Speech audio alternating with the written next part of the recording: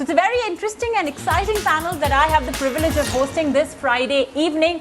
And the topic that we've thought of talking about is with respect to coping with COVID.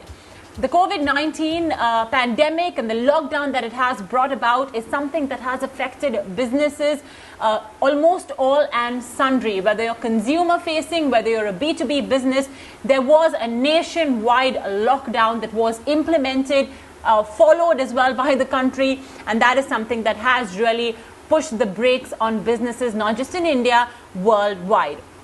But nevertheless, there are some businesses that have managed to pivot with just a little bit of innovation to not just survive through this pandemic, but also thrive. And I'm going to be talking to all of these ladies who've managed to, get into the drawing boards, rejig, their plans for the future in order to ensure that their business as well is able to, may not be able to sail through, of course, but at least survives through this pandemic. So I have the privilege of introducing these four wonderful ladies on the panel. First up, Vinita Bali, a global business leader with extensive experience in some of the largest and leading companies in India and abroad. She's got the wonderful experience of working with eminent multinationals like Coca-Cola, Cadbury, Schweppes, and of course, we all in India know her as, heading Britannia Industries up until 2014. Vinita, pleasure having you with us today on the show. Vinity Saraf Mutreja, MD and CEO of Vinity Organics. She's been on the management team of the leading chemical company since 2006. She balances technical and manufacturing execution with all of her marketing abilities, and of course, not to mention with all of the new age aggression required to handle a business today. And not just that, Vinity was also in fact chosen as the Outstanding Woman Business Leader for 2018 by the jury of the Economic Times Family Business Awards. So Vinity, thank you as well. It's a pleasure having you with us today on the show. Well, followed by Gauri Devi, they are the director of Food Matters India Private Limited.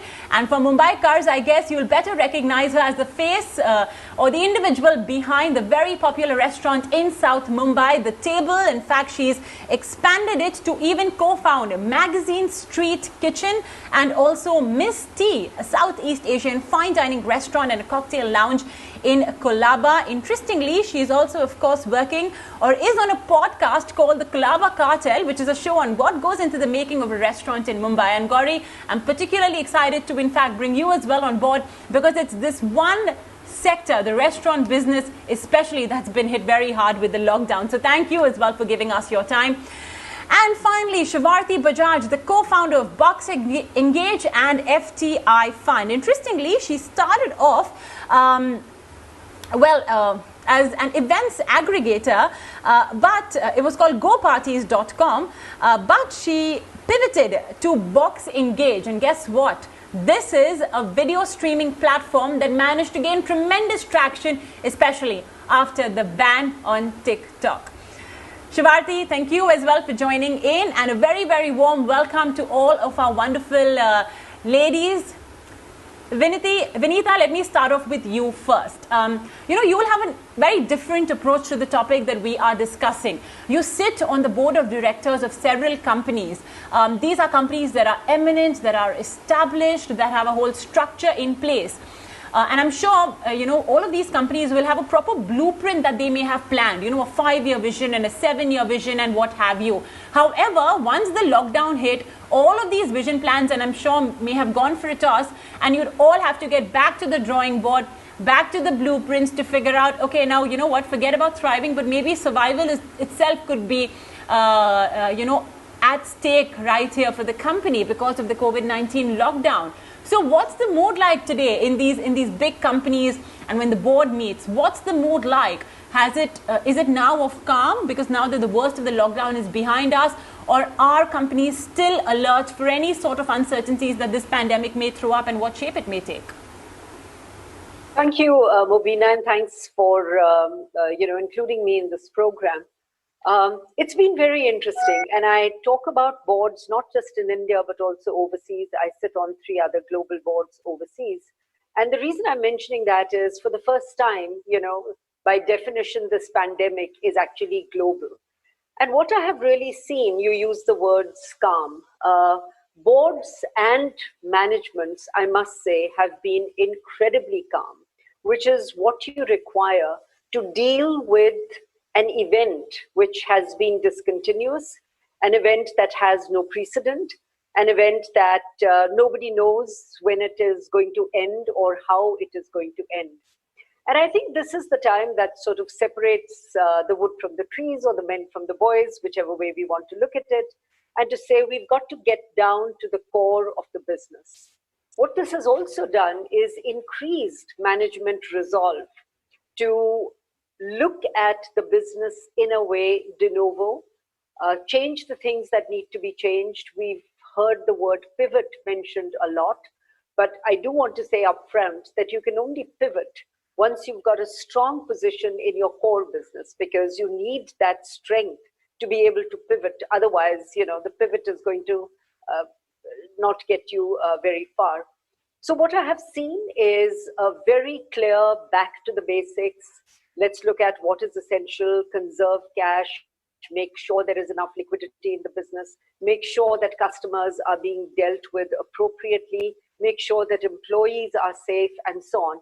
And that's pretty much been a very common thread. It's also called into question the economics of the business itself, and the things that should continue, the things that must change, new ways of doing things. I'm sure as we go along, we'll hear the word, digital, digitize, etc. And, we can talk about that later. But yes, by and large, good companies and good managements have been calm. They've looked at it dispassionately. They've looked at the situation with a firm resolve and keeping priorities very, very clearly in mind. And that is what, to my mind, will make the difference between those that come out of this even stronger and those that, just can't manage to go through with this.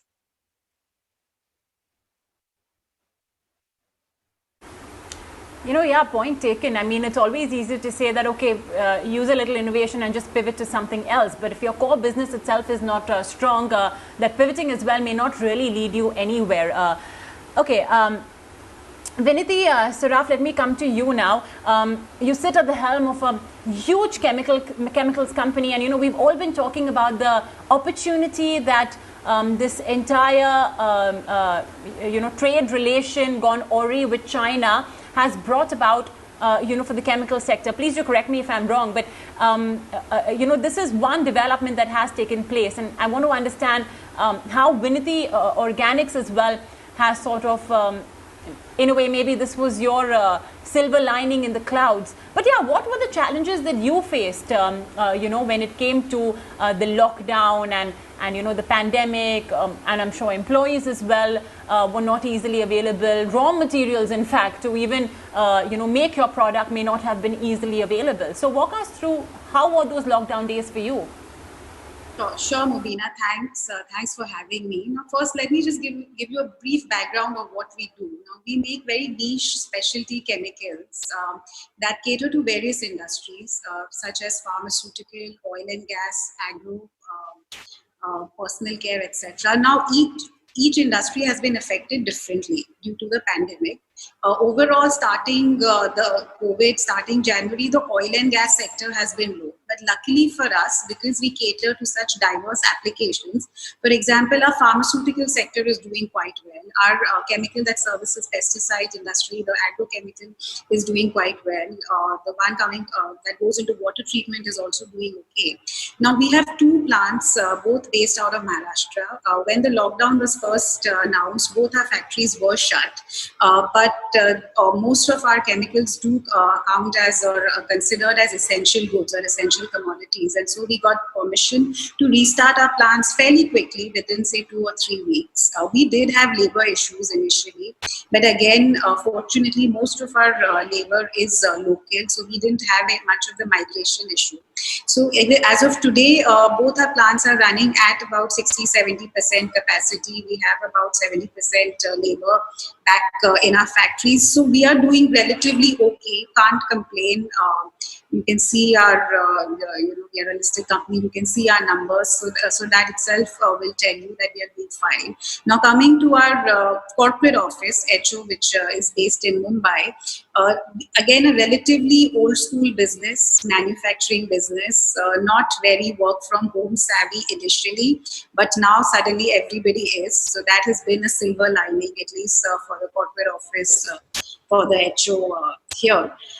Then talking about the broader issue that you mentioned, China, talking about the industry, we don't compete with China in our products, barring one. So we are, so the Chinese migration is not really affecting us in that sense. Also, we don't procure a lot of our raw materials from China. So we are doing fairly okay as far as raw material availability is concerned. Most of our raw materials are sourced locally from India.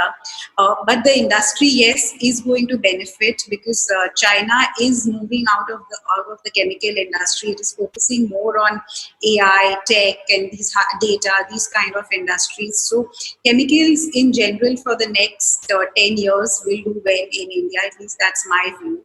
Also, there's a US-China trade war that has been happening even before the pandemic. A lot of duties have been imposed on Chinese goods, and Indian companies have benefited. So, yeah, on the whole, quite positive.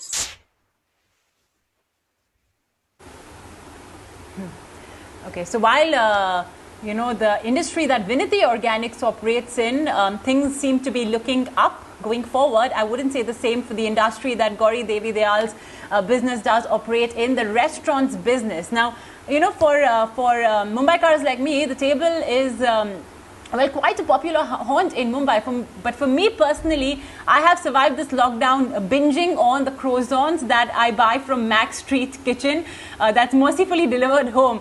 But Gauri, I know that, I'm sure this path to, sort of delivering food to people's homes may not have been perhaps an easy one because, the restaurant business, your bread and butter business, I think, if I'm not mistaken, that's firstly under lockdown. Secondly, it's purely discretionary. So perhaps even if the lockdown sort of eases, I would imagine that maybe consumers may not flock to restaurants because, we are in the midst of this cash crunch as well, right? Because of what the economy is doing. So how are you approaching business now? What are the strategies that you're trying to deploy to ensure that you stay afloat, stay alive until this entire, this bad phase sort of passes us by?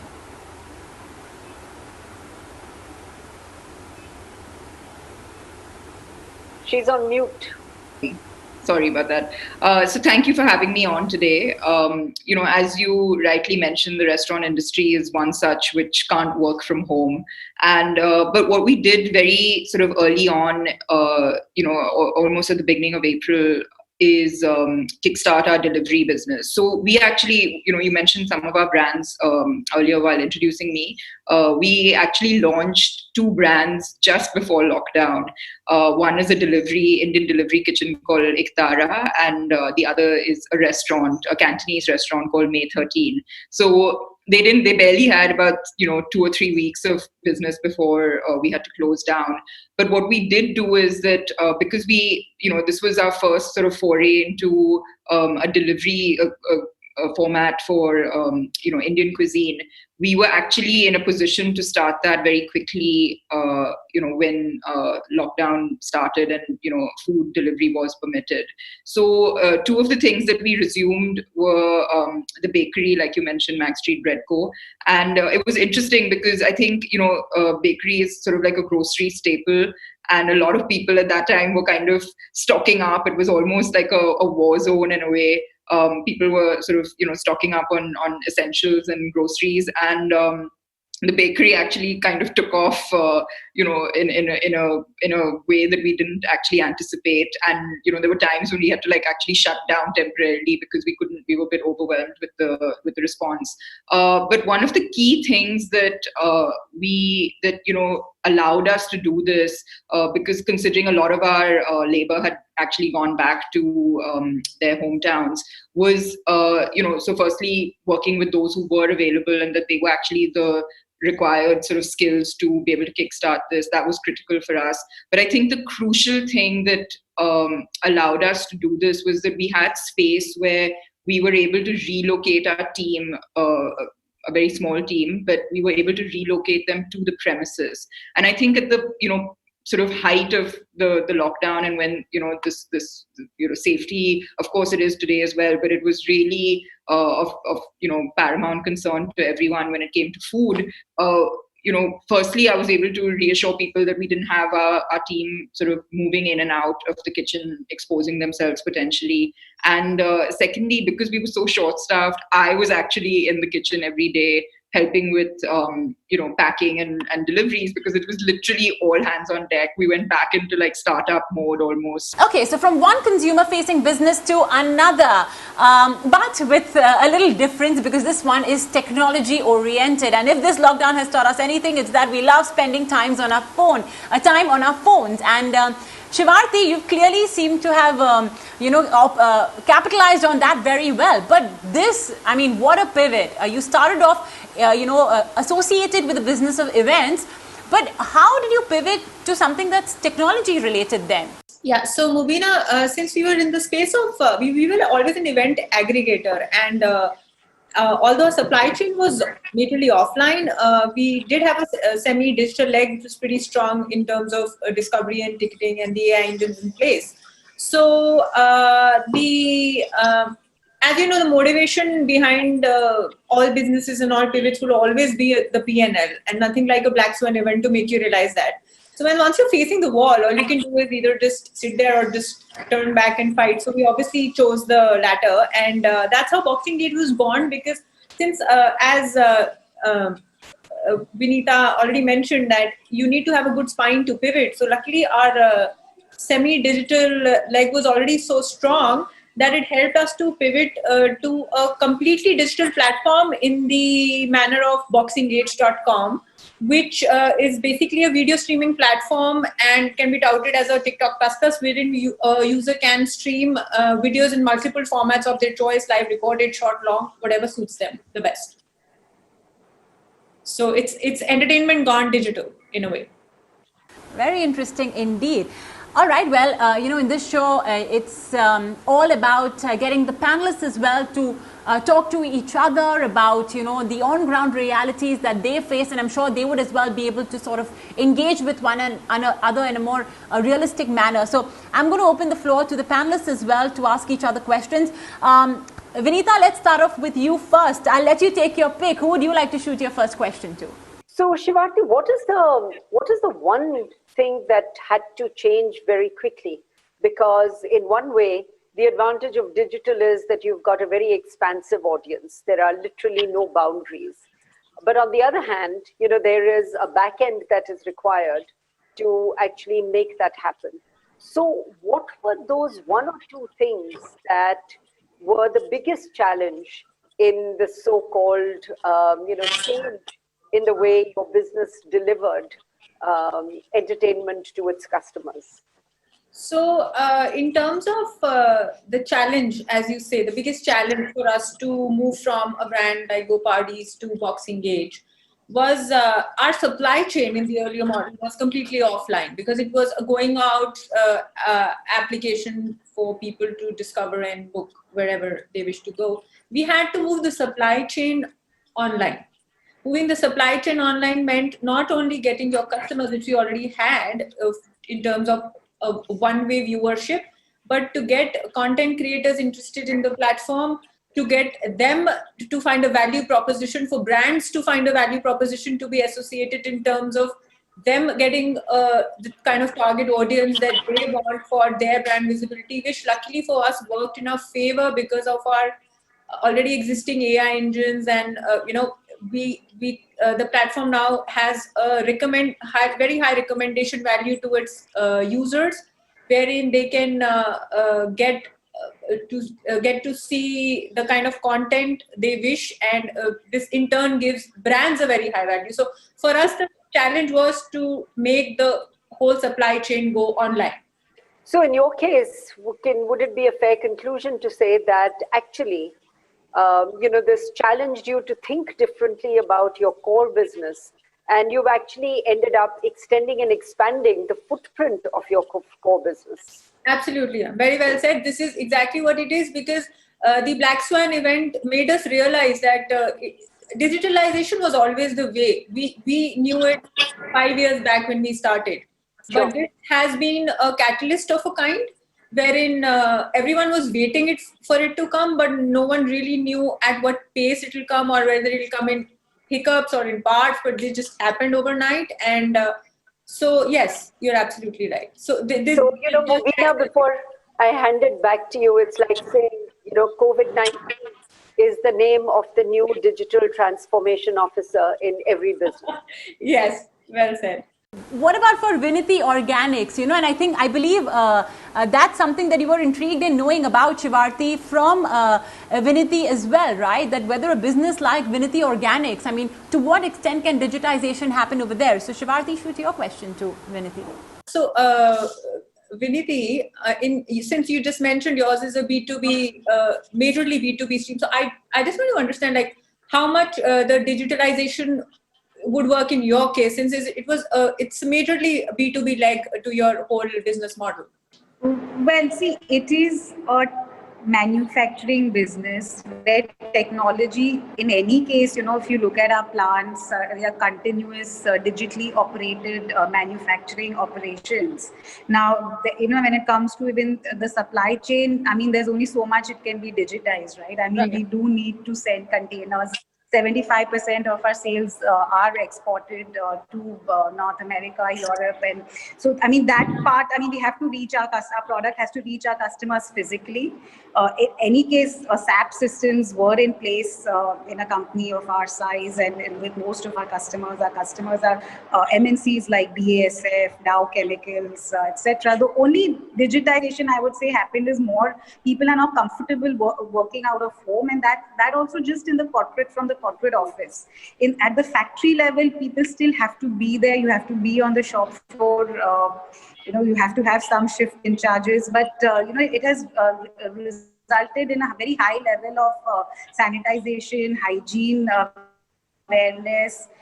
These kind of changes have come in and which are here to stay in a manufacturing Are you setup. leveraging digital for customer acquisition in any way, although your customers are, I understand, businesses itself?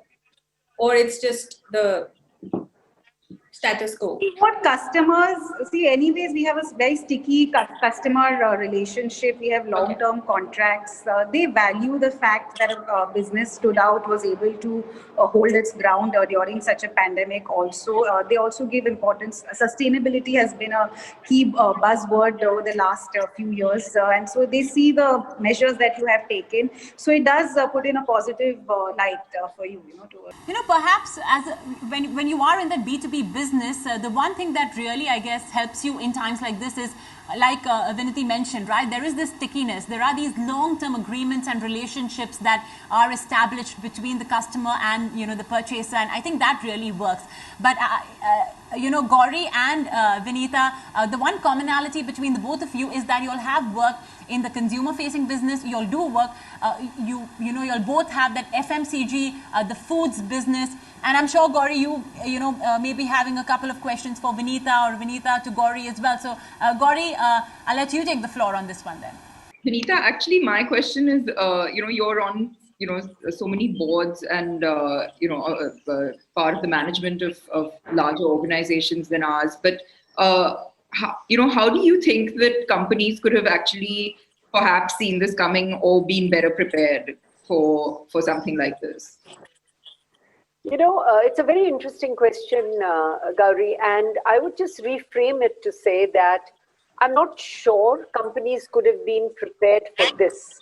But what is absolutely clear is that despite so much of conversation around risk assessment, risk management, we've all read management literature talk about the VUCA world, which is, volatile, uncertain, complex, and ambiguous.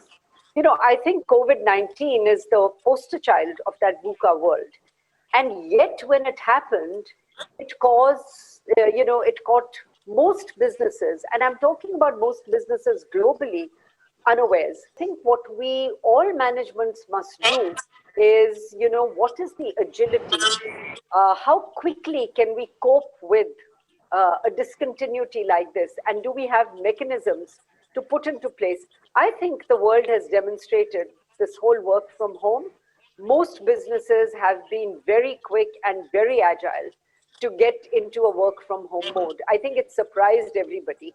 Whether it was buying thousands of laptops to make sure that your people had the capacity to work from home. So I do think it's a wake-up call for business in many ways. Actually, I have a curiosity question, Mubina, if I may, for all three of our panelists. This is also a time that in many ways has focused attention of businesses on people, on the well-being and welfare of employees and so on. We've also been faced with a very unprecedented movement of people. They may not have been your employees, but, the general economic environment within which business operates. And, a lot of companies talk about ESG, which is our responsibility to social causes, environment, and, governance. So in your experience, have conversations around people changed in your business? And if so, how? Yes, absolutely. I'll just take it very quickly because, now the first question we speak to anyone, whether in the factory, how are you doing? How is your family doing?